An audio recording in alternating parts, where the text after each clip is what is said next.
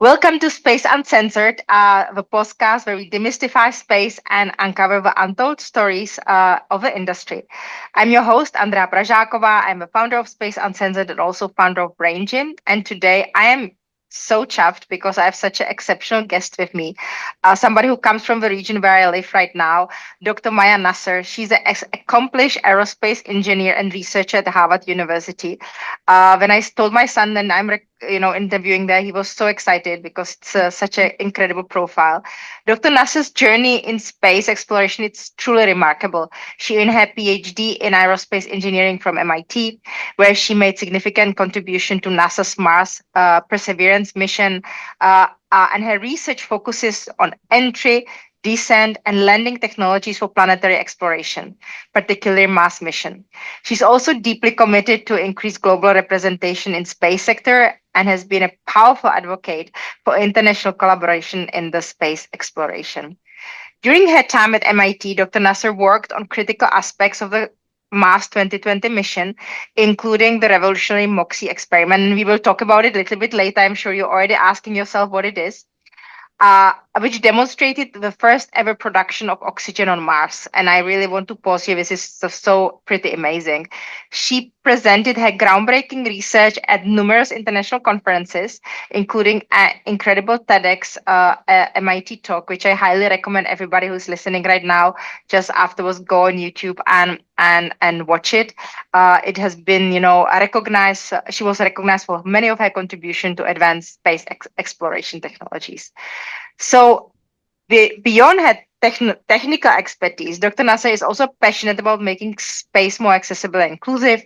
She's working to bridge the gaps between different space agencies and promoting international cooperation in space exploration. So, Dr. Nasser, it's such a massive pleasure to have you here. Welcome on show. Thank you so much, Andrea, for this super kind introduction. And I'm really excited to be here and really excited for our discussion today. I know we'll touch upon a lot of interesting points and conversations that hopefully will be really relevant for a lot of folks interested in space. So thank you Yeah, I again for. hope so too. So let's start with your fascinating journey. I mean, from Lebanon to MIT, Boston, then to Harvard. How did it whole happen? And what inspired you on the road to obviously pursue aerospace engineering?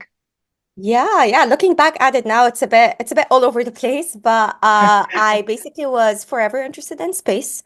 It's something that constantly fascinated me as a kid. I still have kind of my journal entries as a kid, just being really fascinated and kind of the relation of space to these big questions about who we are, our universe, how did we get here?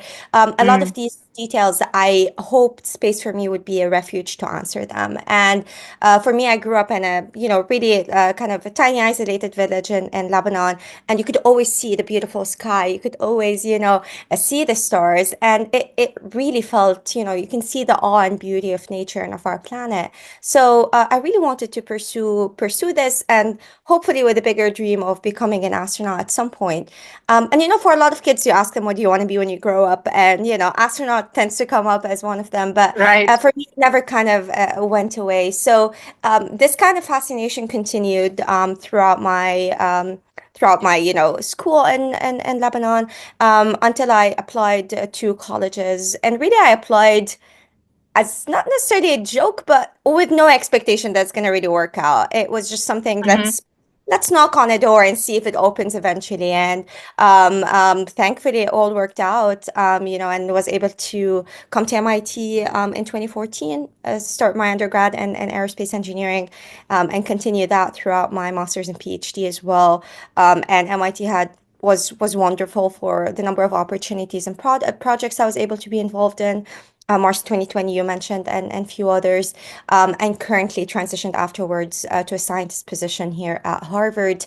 Um, Most of my work in the past was very space focused, space for space purposes, and I've been transitioning more recently to do space for Earth, so climate related work using space. So yeah, I'm very fortunate to have had this different journey and to have met a lot of wonderful people along the way that helped me through it. That's amazing. And you mentioned a couple of really interesting points. And I have to say that my first like official certification for space was from MIT in New Space Economy, which I truly enjoyed. Maybe can you explain a little bit more of the differences, what you did in MIT, maybe for people who don't understand the differences, and then the Harvard. I know you touched on it, but I think if we can go a level deeper would be really helpful. Of course, of course. So, at MIT, one of my main projects I worked on was the MOXIE instrument for the Mars 2020 Perseverance rover. So, MOXIE stands for the Mars Oxygen In Situ Resource Utilization Experiment. It's a mouthful. It's kind of an acronym within an acronym, but what it really Yes. means is it is basically the instrument where we first demonstrated for the first time the use of space resources on a different planet. In this case, it was Mars. And in this case, it was specifically using the carbon dioxide in the Martian atmosphere to produce oxygen out of it. And this Mm-hmm. is really important because it helps us prepare for future human exploration on Mars. So when we send humans to Mars, these humans need to breathe, and they also need to have enough oxygen in their, Mars ascent vehicle to be able to come back from the surface of Mars to Earth. So to do that, we need a large amount of oxygen. And if we actually want to send everything from Earth to space for those astronauts to take with them, it would be astronomically expensive. So this kind of prompted the idea from an economic perspective of why don't we use space resources? Why don't we live off the land, quote unquote, in the places that we go to? And in this specific case, Mars offers us a lot of options. So we have, we have water, we have a regulated, hydrated regolith, but we also have the atmosphere. And for us, the easiest option that doesn't require drilling and dealing with a lot of complicated, hassles was using the atmosphere. Obviously, it's still really complicated, but it does require, taking our Martian atmosphere, filtering it out from all the Martian dust, compressing it, heating it up, letting it go through our chemical reactions and taking out the oxygen molecules from it, combining them into oxygen that could be stored later on. So that was an incredible experience. I was able to work through its, laboratory vacuum chamber testing, all the way through leading our downlink analysis. So I was leading our Mars surface operations in that regard, and it was incredibly stressful, when you're waiting on Mm-hmm. your instrument to land, you making sure it actually was stayed alive and did not break down and everything's working. You want to make sure you didn't also mess up anything for the rover itself, not just for for any of the other instruments. And afterwards, the moment we realized that we made oxygen on Mars, it's just really incredibly fascinating and exciting time. um, and also at MIT, I did a lot of work on law and policy. So that's something that we can touch upon today as well, if you'd like. It's really throughout my work as an engineer, I did realize that hey, using resources in space is great. Engineering is great, but it would be also awesome to take responsibility as an engineer and deal with our policy and legal challenges for the technologies we're allowing that makes things more sustainable and equitable. So that's something I did some work on as well. Transitioning to Harvard, though, I kind of realized over time that Can Mars is I pause you there? yeah. Can I pause you? Because I think that the listeners probably are super fascinating by the first experiment which you described, right? And you obviously were talking that you worked in a vacuum chamber at MIT, and then obviously you had the rover landing on Mars, right? So can you maybe elaborate then, did the rover collect the samples and you brought it back, or did the rover stayed and the experiment was actually being processed directly on Mars so that people can imagine or understand how did you navigate that being between two different planets and being able to do the experimentation. Yeah, yeah, of course. So the when I say laboratory vacuum chamber testing, these are things that happen before the launch of the instrument. So Hmm. basically, we have a number of sensors on the instrument, a number of, components that are created for Earth-like operating conditions. So they are supposed to operate under temperatures and pressures that are on Earth. When we send them all the way to Mars, a lot of things change, and we want to make sure when we Hmm. get data from the rover, we can understand it, we can, interpret it correctly. So to do that, we put these components in a vacuum chamber.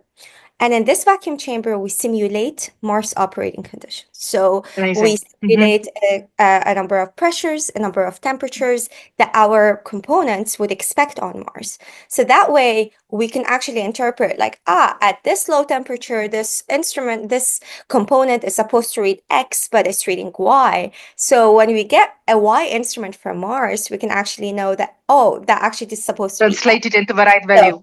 exactly, exactly. So these are the types of things that you do in advance to launch and in advance to actually getting your data from Mars. That said, when we actually go to Mars, we start getting our telemetry. It goes through the Deep Space Network and it goes through NASA JPL, their data Hmm. drives. And as the leads of our downlink, we basically take this data that we get and we do a quick analysis in the beginning to make sure we don't have any faults, errors, and then we start digging into the data a lot more. So that was kind of the process that we do. And every time before you send anything to Mars, you have an engineering module, which is basically a replica-ish of Hmm. what we have on Mars that is sits in our laboratory because sending things to Mars is very risky. We don't want to, mess anything up. We normally test it in the laboratory first. We run anything there, make sure everything's okay, nothing bad happened, and then once we prove it's successful, we actually, basically operate our rover or operate our instrument accordingly. So How long it's did it really take you interesting the job. entire experiment from the testing and then obviously sending the rover and experimenting and trying things out? How long did it take? Hmm. So it was years in process. I got involved in the mission in 20, let's say 16-ish. And I think the instrument itself has been in the discussion since before 2014. And obviously, since 2016 to 2021, I think we ended operations earlier, 21, 22, is when we actually finished our operations on the surface of Mars. So it's a long period.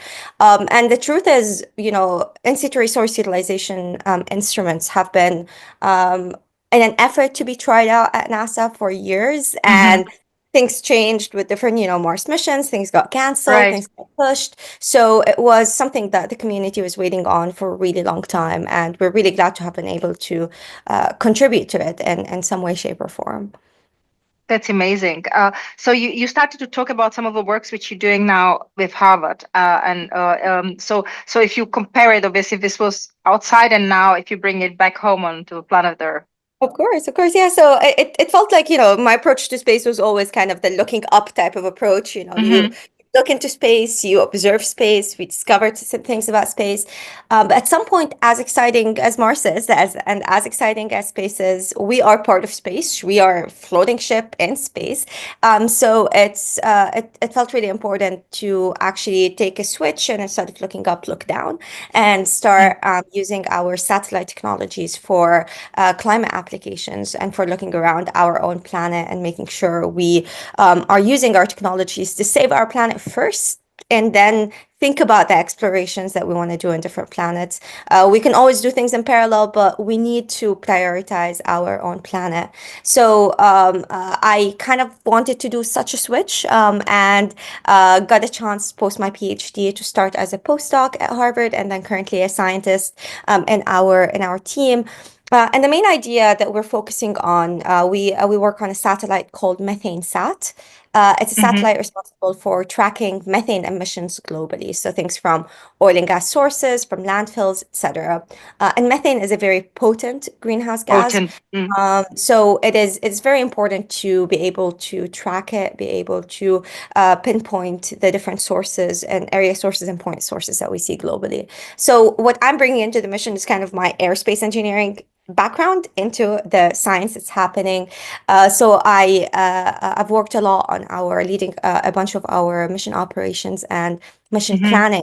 Specifically in orbit, what do we do in orbit, the type of calibrations, operations that we do, and also when we start getting our data, how can we automate it better? How can we understand it better?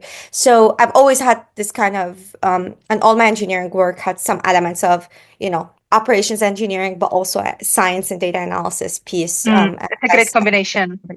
Yeah, yeah, exactly. So it's really fascinating. And I feel the impact feels really strong and feels really direct. Sometimes it feels the impact when it comes to, Mars human exploration feels a bit distant, but the impact that you see with Earth Mhm. missions is very direct. You see that you look around and you see, the fires that are happening, you see the different changes that are going on, and you realize this is important. I wake up Yes. with the motivation to do my work. So it's been really exciting, and yeah, I'm looking forward to the additional data that we get. We launched last year, and we've been, getting wonderful data since then. So yeah, looking forward to continuing that in the upcoming months. Yeah, you're right. If one thinks when you go to any of these stations, like International Space Stations, everything which operates there is fully sustainable, right? And there are so many technologies which were invented for space missions and other types of space exploration, which we didn't use on planet Earth before, but Yeah, they can be used obviously here in such an effective manner and help fight hunger, climate change, and many other things, right? I want to yeah, take you back a little bit to the Mars because I think that in the intro I was talking about how you worked on the entry, descent, and landing on Mars, right? And it's often called 7 minutes of terror. And as yeah. can you maybe explain why uh, is it so challenging these technologies to actually be there and land and descend and enter these spaces? Yeah, yeah, of course. So my research was specifically kind of I was responsible for the downlink analysis in our operations, not Mm-hmm. specifically the entry, descent, and landing, but in an entry, descent, and landing manner, we're all basically waiting and, watching until we get the confirmation of our landing. The main challenge there is communicate. There's a delay in our communications with Mars, so Mm-hmm. you can't do anything in real time. So you can't say like do this and it will do it at the moment. There's a delay in the communications and the way you command things. So Mm-hmm.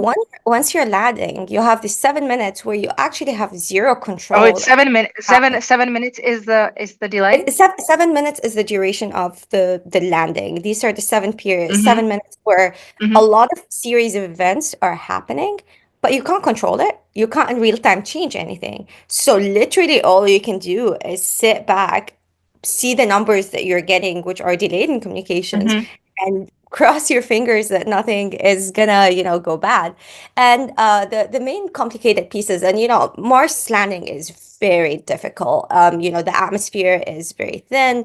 You don't have the things that would slow you down the way it happens on Earth. So you On are Earth. going really fast. You're trying to slow down. There's, a series of heat shields, parachutes that will open, and all of them, if a microsecond of something that goes bad, it messes up the entire thing. So it has to be so perfectly, done in order. And the other really challenging piece is you can't test that on Earth. You can't like, Hmm. oh, I'm gonna, I just wanted to ask, try. how did you You can really, prototype this? yeah, these types of things really is simulation. You test out different Mm-hmm. pieces, you try, but like you can't test the full thing end to end other Mm-hmm. than on Mars. So, thankfully, the Mars 2020 rovers, Mars entry, descent, and landing was had a lot of pieces that were very similar to what happened in the Mars Curiosity rover. So Mm-hmm. that was something that it had been proven in space before as in it worked for for the Mars Curiosity rover. So basically, it was a similar process. It had obviously some differences. It had extra cameras that were looking at different portions of the landing, but it was a bit more relieving that it had been tested before. I believe Curiosity it was incredibly even more terrifying because that type of EDL was not, tested before in space, and it was definitely challenging for people involved, and for folks to know, one of the hardest parts of Mars missions is EDL. There's been a bunch of missions that were lost because of EDL globally and because of failure in landing on Mars, and it is expensive. So I think right now there's a lot of NASA efforts and also industry and academic efforts to explore ways of maybe like cheaper landing options or ways that Mm. you could actually land on the surface of Mars, maybe with like different balloons or different things. There's a number of designs that are being considered that would also allow for different styles of EDL, maybe a bit cheaper, but yeah, the risk is really high. How long did it take from Earth to get to Mars, though? How, with transport for the rover? Yeah. Normally it takes between like 7 to 8 months, depends on the exact geometry. So yeah, I Mm. believe we launched in, let's see, we launched sometime in August 2020. We landed sometime in, I believe, February. Was the time we Mm. landed, February Mm. 2021. So yeah, it takes around that time Yeah, I to was just wondering, people who say it's a long flight to fly Dubai to Australia, which is or to Miami, which is like 17 hours. Imagine you would fly to Mars for your holidays for 7 months. yeah. Uh, yeah, it's a very different, Yeah, I mean, timeline. and this is kind of some of the challenges when we talk about human space exploration, Mm. like what we're designed for, what we're used to, the scales. I mean, yeah, we've gone to the moon, but yeah, that's a week or so, this Yeah. difference that versus, multiple years, multi-year missions with really high risk, with really long journeys, with so much could happen, with lack of resources. There's so much against it. It still is super interesting if that, happens in the future, but there's so much that goes against it when it comes to human space One exploration. of my favorite books is Andy Weir, Project Hail Mary. Yeah. I think it's absolutely brilliant, but they obviously describe that one of the biggest risks for when they send the astronauts on the mission is the humans themselves, Yeah. because psychologically it's so difficult to sustain. It's not the body so much; it's really the head and how. They had to put them obviously. I bet it's a sci-fi, right? But they had to put them to sleep. But ultimately it's how would we sustain in such a long period of time in such a confined environment with Yeah. it's takes a incredible mental strength to survive. Even I think the missions which are already today, it's quite challenging. No, of course. And I mean, there's been a bunch of like attempts to do simulated missions here on Earth for like analog missions for Mars environments or Mars missions, but it is really tough, when you know that, you're stuck, you can't go back. If you fought with your crew members, if you had issues Mm. with the folks you're traveling with, you're stuck for multiple years. If you get sick, if you just feel just mentally like claustrophobic, you can't do anything about it, you're there. And this is assuming that radiation didn't kill you, and this is assuming that you have all the Exactly. resources so there's so much. Yeah, it Mm. is hard, it's very complicated. And I mean, and Uh, from a technical perspective, we can send people there. It's just, yeah, medicine. Yeah, I had a guest, Anastasia Stepanova, and she did the 4 month simulation on Earth for Mars. And I mean, her interview was so fascinating. It's super challenging. I mean, but the mental was the most Yeah. critical one, which was most difficult than to your body. I was listening to your TEDx talk, and I thought it was really, really inspiring. And you spoke about the importance of diverse perspective in space exploration.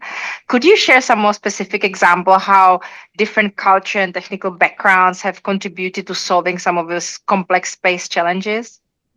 Yeah, of course. And I mean, and when we talk about any space mission, to be honest, from the creation of the space program in the US to otherwise, you've always had a number of people coming from different countries together to create these missions and make them happen. The space program in the US had a lot of scientists and folks that were not originally from the Mm. US. So even the missions that were labeled by a specific country, the actual people involved in them were from all over the place, even though the tag is, America, or the tag is X country. So um, uh, I cannot think of any space mission that really didn't involve multiple perspectives and multiple missions. The Mars 2020 rover is one great example. We have people coming from all over the place, whether you have folks even at NASA that are coming from different places, to all the academic partners and institutions that have, students and researchers and professors from all over the globe. There are a number of instruments that also came from, European institutions and European countries, and they all blend in together when it comes to these science missions. And one thing I, mentioned in the TED Talk is kind of, we talk a lot about going interplanetary, and we kind of ignore Yes. going international between us, because like you cannot think of going interplanetary if you're not willing to go international. That's just like the most basic human step, and our a way to approach these missions. So I'd say, yeah, it's been such an impact in all missions. ISS is one example. To see like a formal international collaboration that is very uniquely observed, but within the whole ISS realm, it's still not representing everyone, right? Like it's still Mm. representing a few countries. It is not necessarily a global perspective of all countries. So even though it's international, it is not necessarily the full international. But it was a great way to start these types of partnerships, relationships. And now with the we see that with the commercial industry, commercial launches, etc. There's been a lot of collaborations.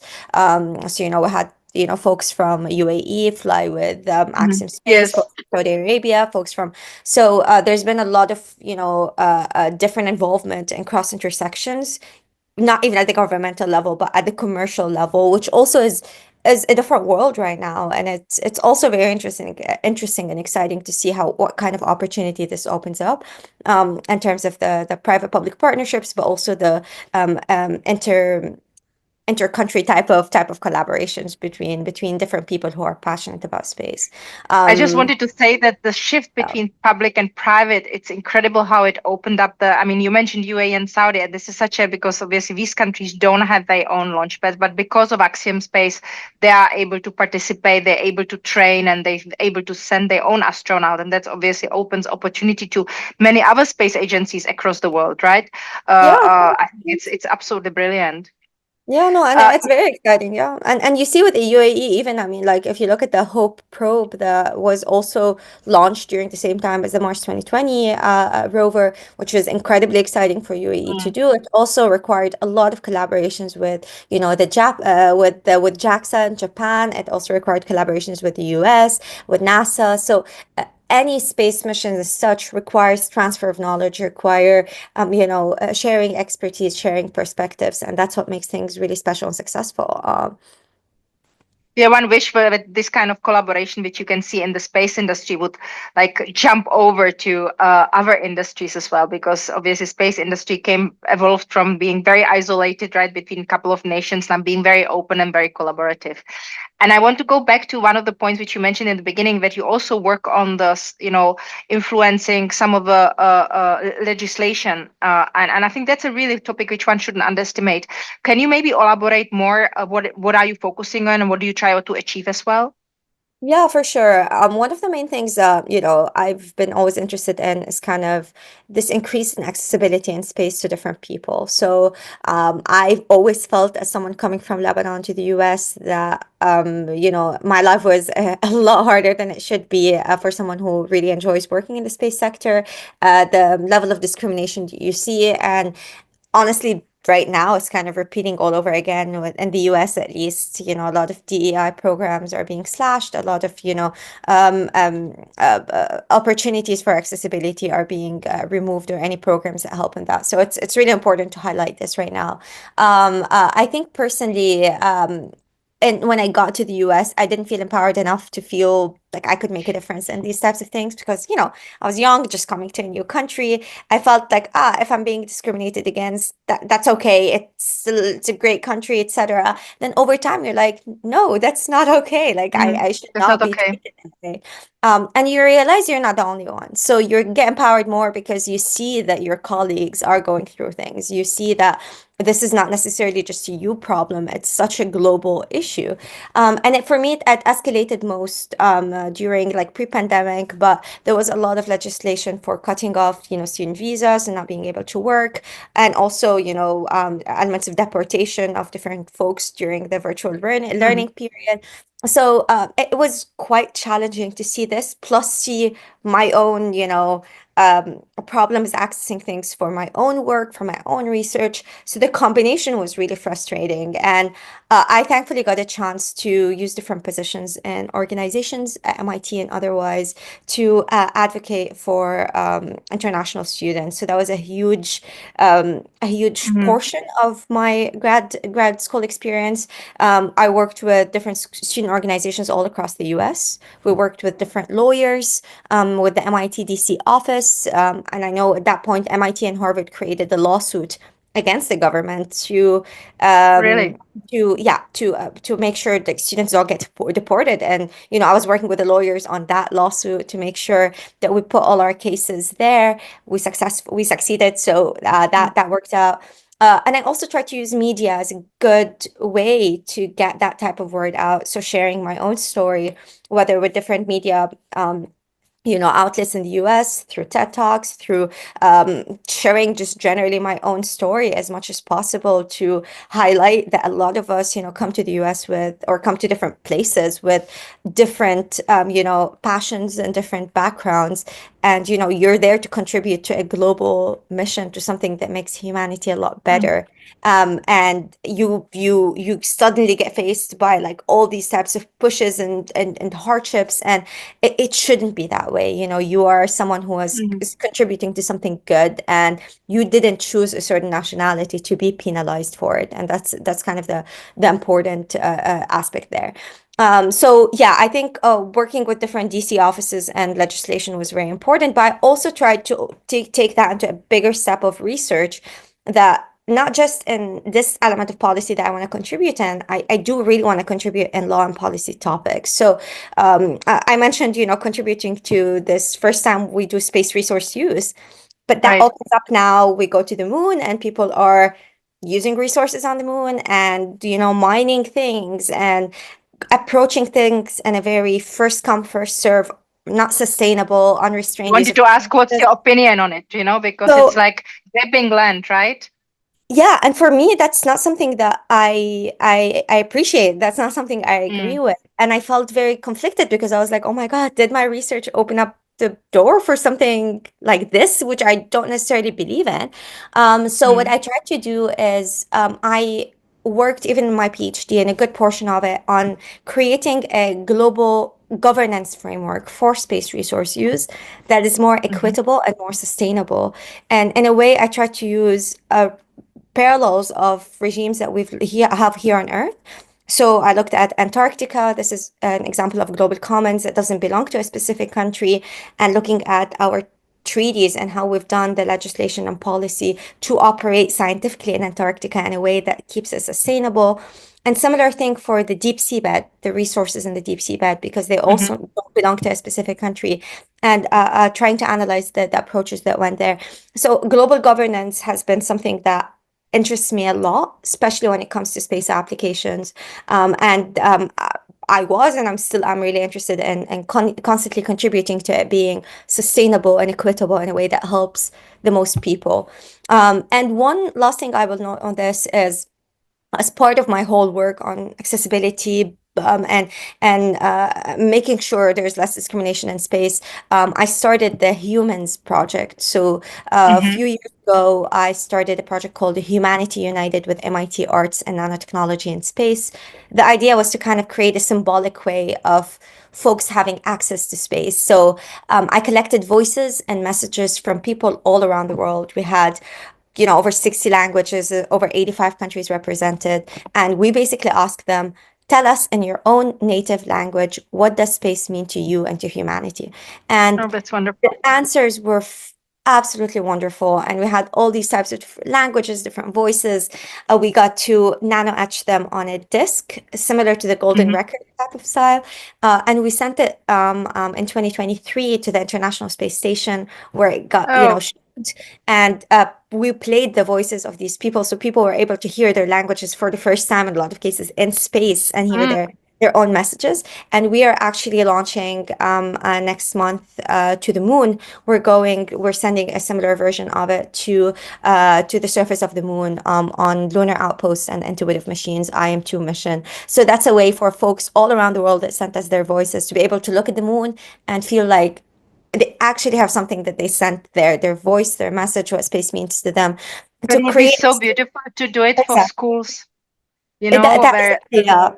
We had a to lot of say, wonderful students. We had a lot of wonderful folks, and honestly, it wasn't just young people, even older people, even the mm, range of people who love space. It's a global type of mm, experience, and the different way people viewed space, from like an emotional connection to like scientific connection to a religious connection. So it was mm. all over, and it was beautiful. And I'm something that I'm really proud of, that we had this opportunity, even symbolically, to allow more people to feel connected to space, to let it not belong to just one few countries, to open it up a bit more to the world. Is it a non-profit, or how do you fund it?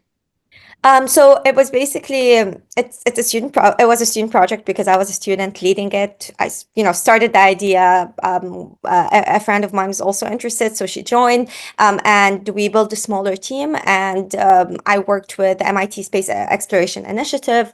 We secured a launch, and we secured two launches in that sense. Um, Worked through my network to make different things. We had different departments, volunteer giving us the material, Hmm. and volunteer giving us the instruments needed to make the actual disc and do the nano etching. Discs. Mm, So it wasn't necessarily funded or through an organization. It was mm. really students doing it, and all of us No, volunteering our amazing. time to make it happen. So, the space industry is evolving really rapidly, and now even on a faster pace. We now everybody's now watching SpaceX fetching rockets with chopsticks. So, with all these new technologies and approaches which are emerging constantly, what are some of the developments in the aerospace engineering which you are just super excited about right now?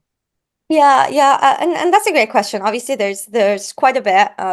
I'd say one of the main important things I'm interested in is seeing more aerospace technologies that would help sustainable things in orbit. So again, going back to our own planet before we, Hmm. about other things, what can we what can we see in orbit? How can we make sure with all the launches of satellites and constellations that are going on, that we still have sustainability in orbit? We have good situational awareness. We take care of debris. I mean, all of these launches that we're seeing are exciting, but the SpaceX launch There's a that lot of. Mhm. out and had all the pieces fall off. It fell on islands. It falls on people. It fell on people's houses. It is not sustainable. As exciting as it could be, it is not Mhm. done in a sustainable way, and it only is going to get worse. So I'm really excited to see a lot more folks working on, methods and technologies that would help alleviate the issues we are seeing in orbit when it comes to space debris, and otherwise, to, ensure we have a future to leave our planet to begin with, and to, operate in a way that's more productive and safe, in our own orbit of our planet, and in a way that will, allow still for astronomy, will allow still for different, not monopolization of our orbit by one specific company or otherwise. So I'm really looking forward to seeing more technologies in that regard. And I know a lot of, advancements currently with machine learning, technology based Mm. things in orbit is helping alleviate such issues. So yeah, this is one of the advancements. I'm excited to see how it goes in the future. Um, Amazing. And you worked with both agencies and so government space agencies and academic institutions, right? Uh, can you maybe explain to us how different approaches are these in this environment, and what are they learning from each other? What did you observe from these partnerships? Yeah, yeah, of course. I mean, obviously, academia tends to do a bit more of the lower cost type of missions, type of involvements. There's a lot of like more higher risk things for teaching, learning opportunities. You could do a lot of tech demo things and satellites that we've done just to demonstrate things happen at a very lower cost. There's also the freedom of kind of academic research. So you are really a lot of times looking at fundamental questions as a person who's doing his PhD, whether, this ends up being a mission or not. If you're doing your own PhD, it is, you're doing an academic exploration. You're not Right. being, unless you're funded for a specific thing, but generally you're doing an exploration. So I like the freedom of that. I like the how much it gives you an opportunity to explore interdisciplinary aspects, like the type of work that I did. I could, do engineering, but also bring in an angle of policy and then add some law and sprinkle some ethics and do etc. And you can't do that when you are working in industry or in governmental Mm, organizations because you're funded to do one thing and your right. work is Mm. so I It's really not such enjoy a freedom. yeah, I really enjoy the element of extra freedom, even though it's lower cost missions, etc. But what I really enjoyed is I was in a unique position at MIT, and even through different like internships and research exchanges I've done, is I was collaborating on NASA missions and working on government NASA missions, but a lot of times from academia, which was really Mm-hmm. interesting. The best of both worlds. So I was able to still work on, the Mars 2020 rover and the instrument, but do that from a perspective of like a student, a researcher at an academic institution where I could contribute to the engineering, do the science, etc., but also add my own things throughout my own thesis. So I really enjoyed that setup. So I think that type of things is currently available a lot. There's a lot of increasing Mm-hmm. partnerships with universities. And there is NASA's doing a lot more outside of the big missions, big universities. There's also like smaller contracts, smaller research exploration things with different schools and colleges, which I think are very important to allow more students to experience what working on such space missions could look like, especially if they got the chance to work on like, Right. billion-dollar, space missions. But even if you work on a satellite, it's still really fascinating to get the perspective of how, industry is doing it, how government is doing it. But do that as a student or do that as a researcher is such a great position to be in. Uh, uh, you mentioned, in the beginning as well, the position of women in the space industry, and obviously we know there's like maybe 23% and only 11% astronauts female, right? So percentages are really Yeah. very small.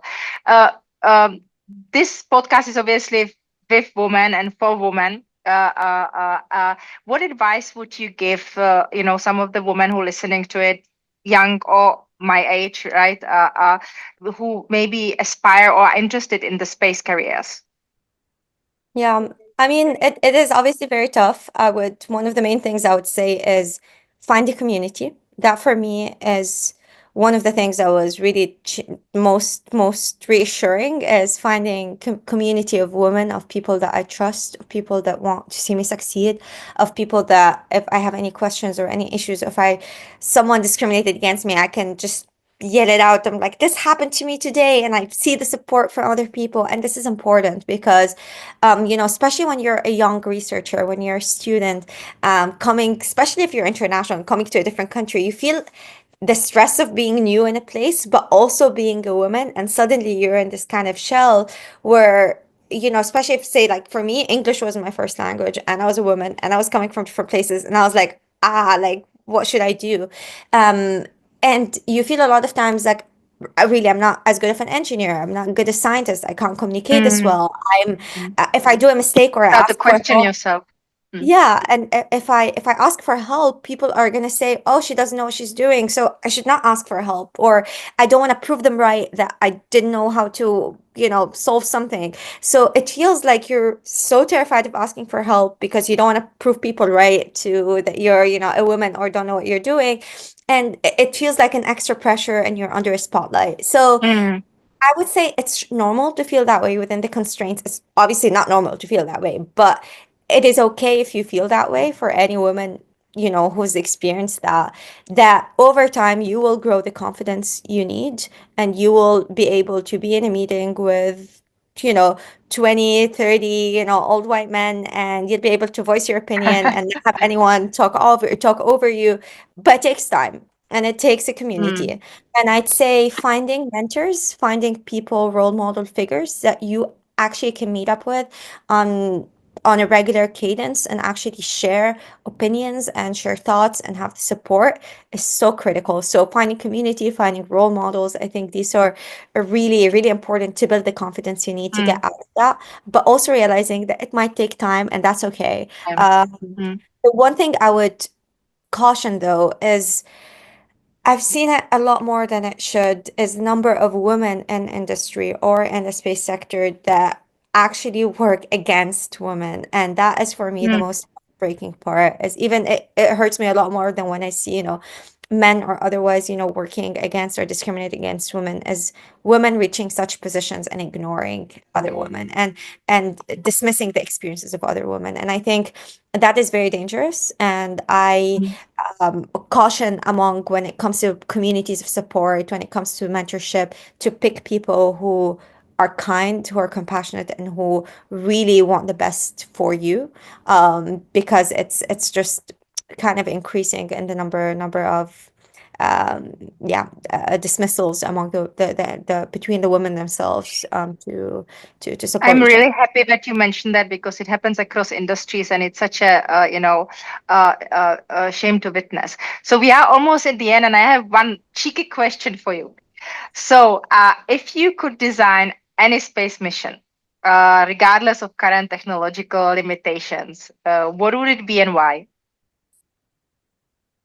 I honestly, one of the big questions I'm interested in is, are we alone in the universe? Is there life on different planets? So for me, astrobiological missions are of great interest. So if I can basically design something for every single planet, every single place that we go to, that we can actually try to test out astrobiological questions, that would be the main thing that I find interesting, even a lot more than sending humans places or human exploration. I'm really interested in the fundamental question of, are we alone? Is there life on different planets? So maybe starting with Mars and really exploring a bit more astrobiological questions, Mhm. but expanding that further to have an astrobiology focused type of missions would be fascinating to me. I like the direction.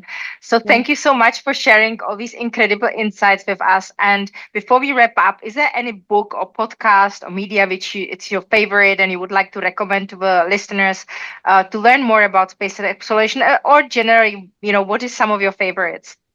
Yeah, so I am gonna take a bit of a different approach to that one. I'd say generally, I for people to stay up to date on news, I would recommend, subscribing to a number of like space news or different things where you get emails on a constant basis and know what's happening in the industry. It's a really good way to have a base knowledge of what's happening all across. And what I'd recommend people to read is not really space books, because I know a lot of people already do that. And what I'd Yes. like folks to read is to read politics, to read history, and to read ethical books. I think all of us, especially as scientists and engineers, owe it to the things that we produce and to the work that we do to have a better understanding of legal policy and ethical challenges involved. So I would recommend reading a number of Noam Chomsky's books. So Who Rules the World, the different media related book that he's done, reading geopolitics books like Prisoners of Geography, and The Future of Geography by Tim Marshall, to have a better understanding of the geopolitics aspect of things. So these are few books I would recommend that I feel engineers should also know about them. That's awesome. So it's a great view actually and fantastic recommendation. Thank you again, Dr. Nasser, for being with us today, for sharing your remarkable journey and insights. To all our listeners, thank you for tuning into the episode of Space Uncensored. Please don't forget to subscribe. I will post all the recommendations and the links which Dr. Nasser mentioned in the description. And we obviously will try to bring you more fascinating conversation like we had today with the space industry pioneers. And until then, keep looking up and think big. Stay curious and keep pushing the boundaries. Who knows where your journey will take you next? See you soon. Awesome. Thank you so much, Andrea.